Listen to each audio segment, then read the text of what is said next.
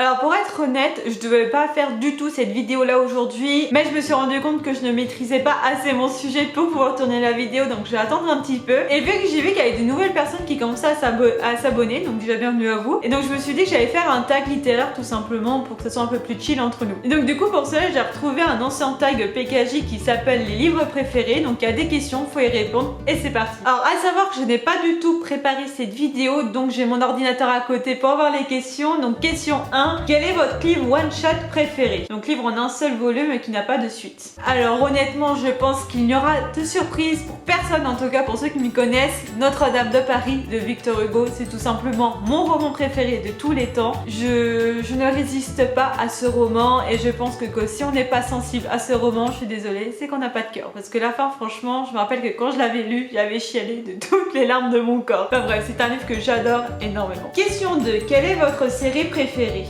J'avoue, c'est un peu compliqué pour moi de choisir. Donc je vais dire que dans les romans, c'est Hunger Games. Il n'y a pas de doute là-dessus. Voilà, c'est juste une série que j'ai adorée. Par contre, maintenant qu'à la BD, je dirais Les Enfants de la Résistance, écrit par Vincent Dugommier et Benoît Hertz.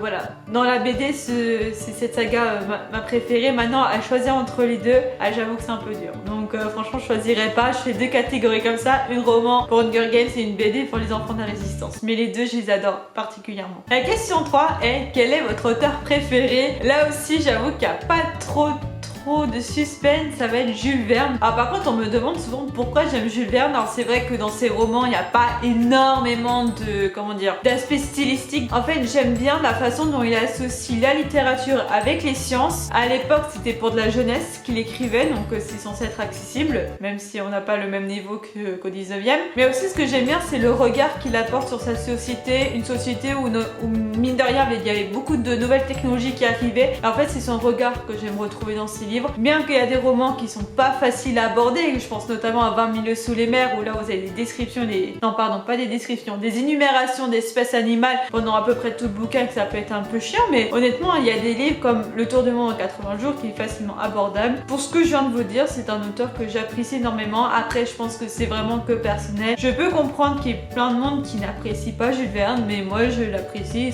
et c'est ce qui compte. On peut pas plaire à tout le monde, ni avoir les mêmes goûts de tout le monde. Question 4, quelle est votre meilleure lecture de l'année en cours? Ah, bah écoutez, l'année en cours elle est vraiment au tout début parce qu'on est qu'au mois de mars. J'ai pas lu beaucoup encore, hein. J'ai lu quelques bouquins, mais je vais dire Cœur cerise de Katis Cassidy pour le coup. En fait j'aime beaucoup retrouver l'ambiance en ce moment de la série Les Filles au chocolat, donc je vous en ai parlé je crois il y a quelques temps déjà. Voilà, donc je suis en train de relire cette saga parce que j'ai envie de faire quelque chose avec cette saga et je vous en reparlerai quand ça sera le moment. Mais c'est un livre très jeunesse, ça c'est sûr, c'est un livre qui m'avait accompagnée pendant mon adolescence et c'est une saga dont j'apprécie l'univers et que je suis contente de retrouver. Et en fait à chaque tome on suit un nouveau personnage avec ses problèmes et donc il y a une thématique par livre et c'est ça aussi que j'adore. Question 5, citez un livre dont vous n'attendiez pas grand chose et qui est finalement devenu l'un de vos livres préférés. Alors là c'est une très bonne question. Je dirais Et soudain tout change de Gilles Le Gardinier parce que je me souviens j'avais acheté ce livre au moment de mon bac je crois, ou quelque chose comme ça. Je sais plus si c'était pendant le bac de français ou pendant le bac tout court. Et donc au moins il y a quelques années hein, que j'ai fait le bac, c'était avant la réforme. Et je me souviens moi c'était juste pour me distraire en fait que j'avais acheté ça. C'était une histoire d'adolescent, donc à l'époque je lisais beaucoup de choses avec des adolescents et tout. Et en fait j'étais frappée par le côté sentimental et émotionnel de ce livre parce qu'il se passe quelque chose que là pareil si vous restez insensible c'est pas possible quoi. Et en fait j'étais tellement touchée par ces personnages là que régulièrement je relis ce livre et je trouve qu'il y a une profondeur dans ce livre. On a l'impression que les personnages sont réels, on a l'impression qu'ils nous parlent. Je sais pas comment expliquer, enfin bref ce livre m'a complètement bouleversée. Mais au départ je l'ai un peu acheté comme ça parce que c'était l'occasion. Mais au final oui je crois que c'est un de mes livres préférés sans problème et que je relis régulièrement en fait. Et que je trouve toujours plaisir à lire et que je pleure toujours au même moment, que je rigole au même moment. Voilà, ce livre quelque part a changé quelque chose dans ma vie de lectrice. À quoi je m'y attendais pas forcément. Et donc pour cette question oui je trouve que ce livre là à vous présenter. Honnêtement je pense qu'il n'y a pas un autre livre qui m'a fait une pareille impression parce que si je compare avec Notre-Dame de Paris par exemple, bah, je connaissais déjà l'histoire avant de lire le roman, je savais que bon ça allait se finir comme ça allait se finir vous voyez, mais alors que Et soudain tout change, au contraire je pensais vraiment que ça serait un truc plutôt jovial et en fait finalement il se passe quelque chose en fait qui charge en émotion et qui fait que bah, je m'y attendais pas et que finalement finalement aujourd'hui c'est un de mes livres préférés et que j'aimerais vraiment relire de temps en temps et que j'ai besoin de relire de temps en temps. Après il y a aussi Mon Dernier Continent de Midge Raymond, je crois que je vous en ai déjà présenté, mais en fait c'était pas aussi intense que ce que j'ai pu vivre avec Et soudain tout change. Donc je pense vraiment Et soudain tout change répond très bien, en tout cas pour moi, à cette question. Question 6. Quel est votre PKJ préféré? Alors déjà je sais que j'ai pas beaucoup de PKJ donc je suis désolée, mais si on prend en considération que les éditions Nathan certes avaient publié la série Merlin et que les éditions PKJ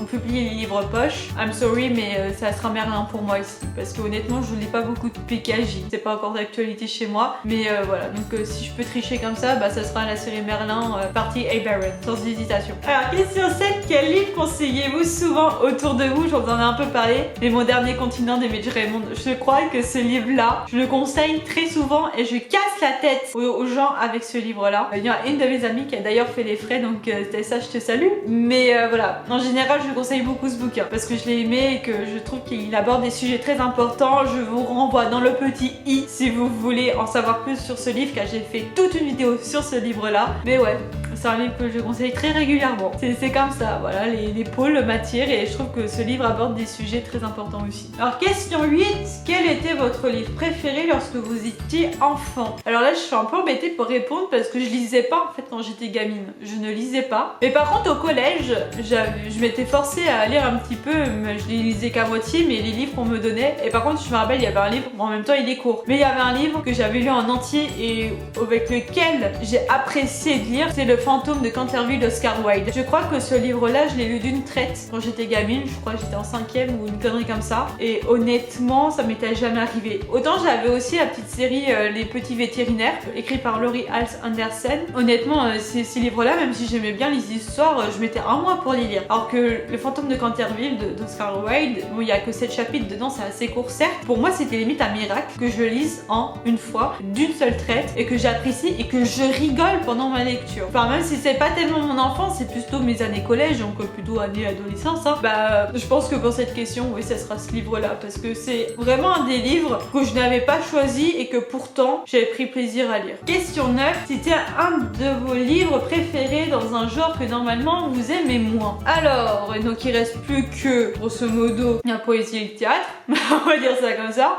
La poésie, j'en lis jamais, donc il reste que le théâtre, et à ce moment-là, je dirais Ruy Blas de Victor Hugo. Voilà, c'est pièce de théâtre où vraiment j'ai pris plaisir à lire et que je trouvais intéressante, et puis donc voilà. Mais en général, le théâtre c'est pas mon délire, même si je vous prévois dans le futur des vidéos sur le théâtre. C'est vrai que souvent je prends pas trop plaisir à les lire, mais que vraiment Ruy Blas à ce jour c'est la meilleure pièce de théâtre que j'ai lue, celle que j'ai préférée. Peut-être que ça changera, mais pour l'instant ça sera celui-là. Alors question 10, c'était un de vos livres préférés que peu de gens connaissent. Alors À mort de Mireille Lesage. Je pense que quasiment personne ne le connaît, je sais même pas si c'est encore édité, pour vous dire. Je cherche le tome 2 désespérément, je le trouve toujours pas, mais c'est un des premiers livres que j'ai lu de mon plein gré et que j'ai adoré, qui m'a fait chialer et que j'ose pas trop relire parce que comme j'ai pas le tome 2, bah je trouve ça dommage en fait de le relire sans avoir la suite. C'est un peu frustrant d'un autre côté, mais voilà, je le garde quand même. Et si un jour je trouve le tome 2, ça sera un miracle, et bah, j'espère que quand même pouvoir le lire un jour, ou il faudrait que je vois s'il est dans une bibliothèque ou je ne sais quoi, mais ouais, c'est un des livres que j'ai adoré, que peu de personnes connaissent. Bon voilà, c'était tout pour cette petite vidéo. Voilà, en fait à la base je devais faire une biographie d'un auteur, mais je me rendais compte que j'avais pas assez retenu les informations essentielles pour pouvoir vous en parler librement, donc je me suis dit je vais pas faire une vidéo qui sera bâclée, autant faire autre chose, c'est pas grave. En tout cas j'espère vite vous retrouver donc pour cette fameuse biographie. Malgré cette vidéo courte, j'espère qu'elle vous aura plu, que peut-être vous cernez un peu mieux mes goûts littéraires ou des livres préférés ou des choses comme ça. À savoir que pour les petits nouveaux là qui sont arrivés ces derniers temps, je lis vraiment de tout et que je classe mes vidéos par thème, donc vous pouvez avoir autant de la jeunesse que des classiques ou je ne sais quoi en fait, que du contemporain, bref. En tout cas j'espère que ça vous aura plu, j'espère que vous profitez des beaux jours qui reviennent, et moi je vous dis à la prochaine. Tchuss!